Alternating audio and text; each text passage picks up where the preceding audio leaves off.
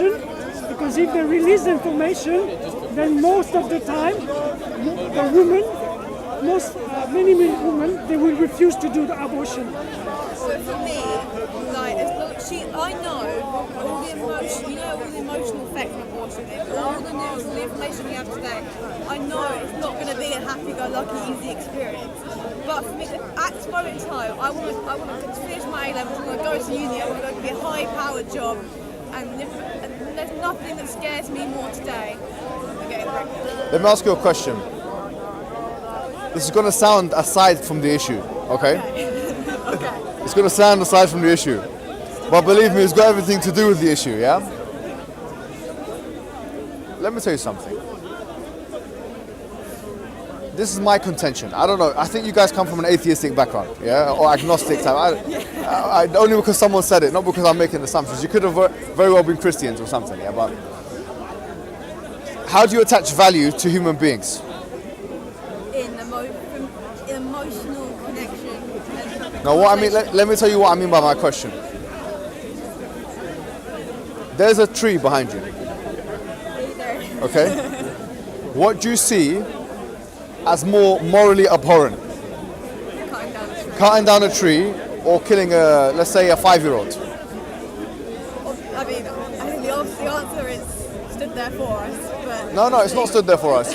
From a philosophical perspective, on naturalism, on a firm atomism, on if we're looking at it from the fact that no value has been assigned to anything in particular, I would argue that actually it's the same. I strongly disagree with Okay, can you prove me wrong?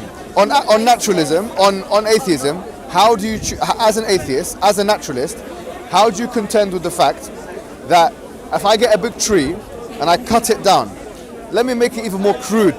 Let me make it a bit more crude. If I go to the butcher, meat shop, you know that slab, that big chunk of meat that you find, hanging. On naturalism, on atheism, your value as a human being is the same as the value of that piece of meat. I'm not a naturalist myself. So what are you then? I have no idea. Just okay, all right. I'm agnostic. I'm very happy with that admission. So I couldn't tell you the answer to God's question for you at all. No problem. But for me, the human being, the 5-year-old, has that thought, that consciousness, that experience. A tree doesn't have experience. Fine, that's good. So first and foremost, I'm happy that you've kind of on naturalism, on atheism, not naturalism, I'm not even a naturalist, but on atheism, on a non-God construct, you've admitted that at best, what we can achieve in terms of attaching value to human beings is a subjective value attachment. It's not going to be an objective value attachment, in the sense that, for me, you started off by acknowledging in essence really, that this is a subjective opinion, that it's just because it has consciousness, right? And it has this experience and that experience. I'm not saying your subjective opinion doesn't matter. It does matter. And we care about it. We really do, yeah? And I think it's a correct one, in fact. First problem identified is that there is no objective way to attach value to human beings over and above any other life form or even inanimate object with the same chemical constructs as the human being. That now we've discussed and we've come to realize. Now, on naturalism, on atheism, it's impossible. I would argue that on theism, it's not impossible, because if we believe in an entity that's an all-knowing, all-powerful entity, then that entity can attach value to said entities, other entities. Do you see how that works? So that's point number one, which is the value problem in atheism. It is a value problem, and it's not found a solution. And as far as I'm concerned, there's no philosopher that's ever come in the post-enlightenment, post-modern world that has ever found a solution to this problem. So by you not having an answer, it's not it doesn't say anything about your intelligence. It really doesn't. It just says that we don't have a solution. As a community of people, if we want to look at this from an atheistic, naturalistic perspective, we don't have a solution for it. There is no reason to attach any value to human being over and above the value you have for any other thing on an objective level. Now, you said from a subjective perspective that you're really saying intrinsically there are attributes that human being has, which are, you could even argue, superior to other attributes. Would you say that? So for example, the fact that human being is a conscientious, sentient being that has the ability to reason and has language capabilities, this renders human being above and beyond, in terms of value, trees and other inanimate, well, trees are living, but let's say even inanimate objects, yeah? Would you agree with that? Do you know what I would say then? Do you know what I would say? I say you're right. If you say that on a subjective level, you guys are being subjective, but I'm saying, look, my objective reasoning, because I get it from religion, right? And your subjective understanding now has come together. We agree the same thing. Coming to abortion. What's this got to do with abortion? I'll tell you. Coming to abortion. First and foremost, the Islamic position is not as rigid as the Catholic position. It's quite similar to the Protestant position, actually. The Protestant Christian position it allows it in certain circumstances. It's not an absolute no in all circumstances. Yeah.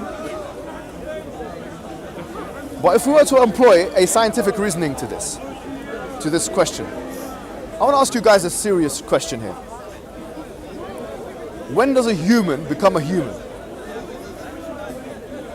When they can think but not make decisions, because technically you can't really make a good solid decision to make intelligent good decisions.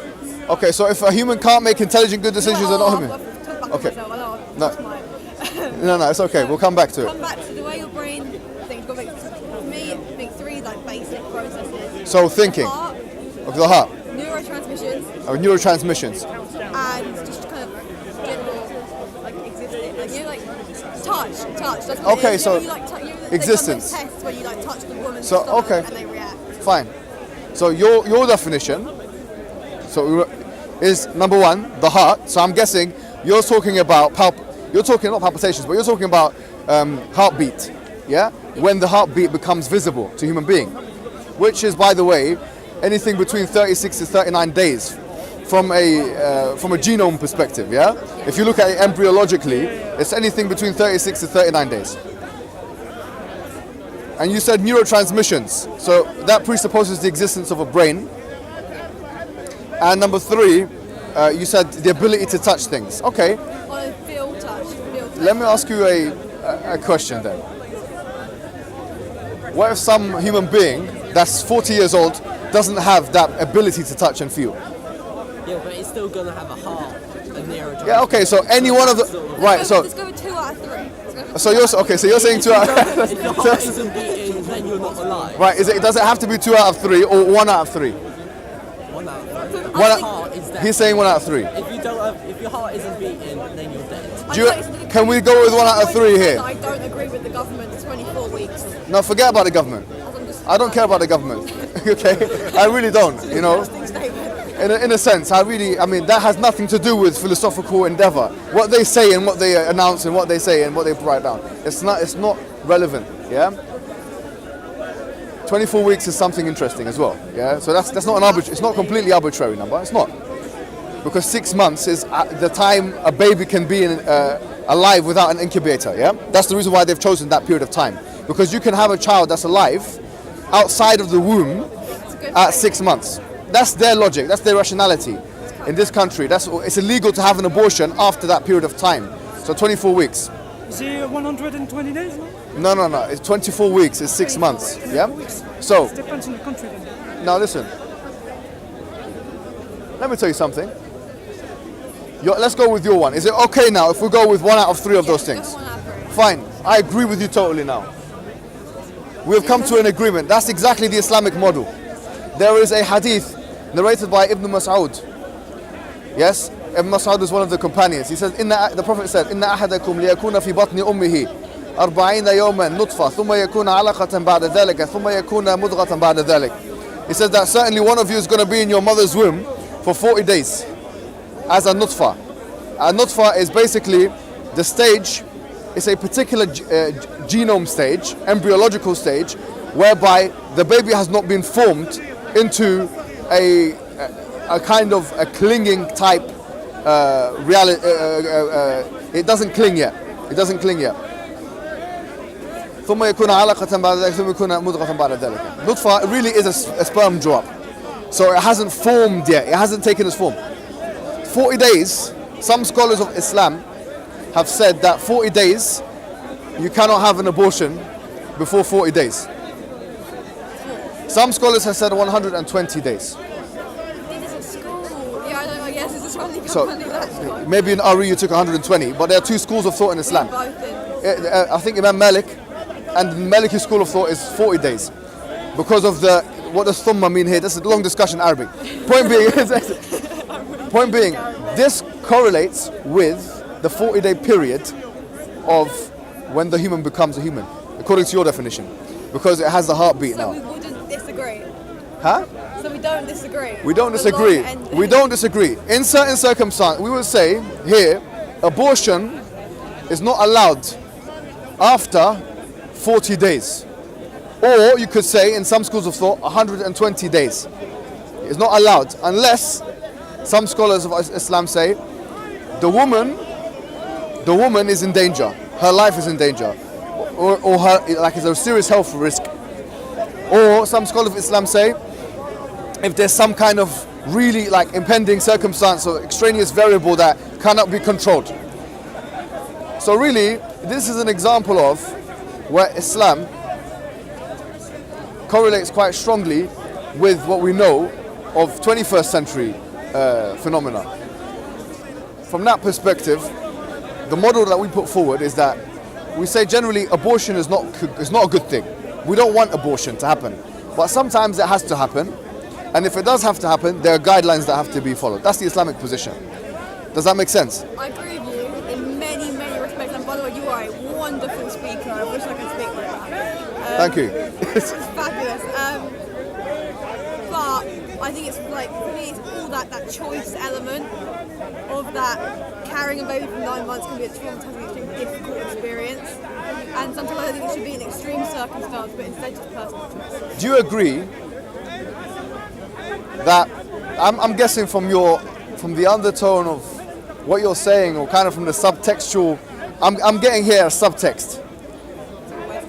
And the subtext behind the pretext of what you're actually saying suggests to me that you're a feminist, right? Okay, good. Very strongly. Okay, very strongly, which is another discussion I can have with you, no problem.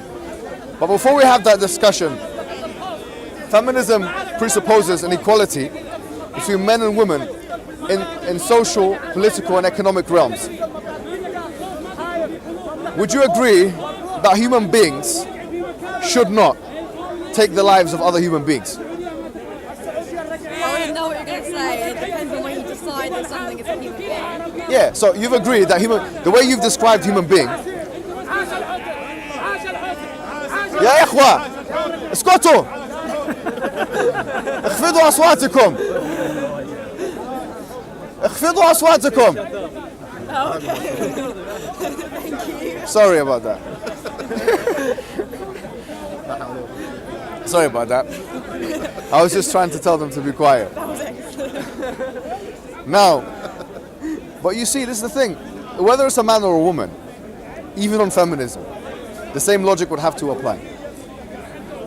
Let's assume that you can take a baby out of an incubator. They found new technologies.